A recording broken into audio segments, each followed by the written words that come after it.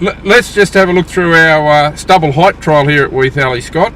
It was a trial that was established in last year's, so that's the 2014 crop year at harvest. Ian Leulf, our cooperating farmer, went through and gave us a header width at different stubble heights, just to see if there was any impact on the following crop. Let's just have a quick look at the plots.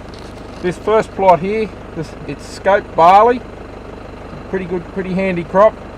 The stubble height here was about 230 millimetres across the header width. So if we just remember that, that's probably standard, reasonably standard harvest height for the district. So that's how that crop's performed. I'll just drive up to the next plot. A bit rough and jerky for a while, but in this plot here, the stubble height was about 150 millimetres. Look, at this stage, I can't pick anything by eye between the different plots.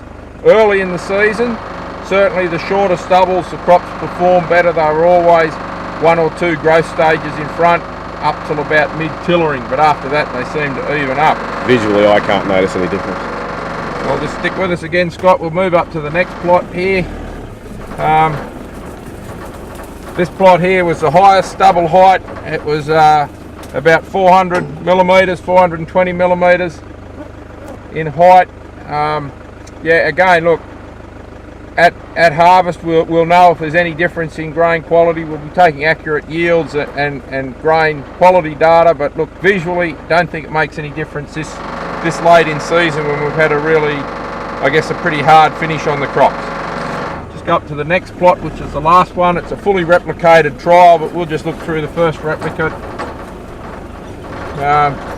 In this plot, the average stubble height was around about the 270 millimetres. Yeah, again, visually can't see anything. Yeah, no difference. Certainly early in the piece, we've got the photographs there to show that the shorter stubble, the crops were a bit in front, 1 or 2 growth stages, as I said before, but it's questionable as to whether that extra time and cost for stripping the crops low is worth it in terms of subsequent crop performance, unless we're going to go through the process of windrow burning and use that for an agronomic reason to improve crop performance. And particularly if there's weather coming. Yeah, and if we're faced with a wet harvest, then the message is just get it off and get it in the bin and worry about the stubble later. So anyway, interesting trial, Scott. Thanks very much to cooperators such as Ian to allow these trials to happen. The fact that they show very little is not the point. It's the fact that we think we know that the impact of stubble height on subsequent crop yield doesn't seem to have much of an impact at this stage. But the data's still to come in, so stay tuned.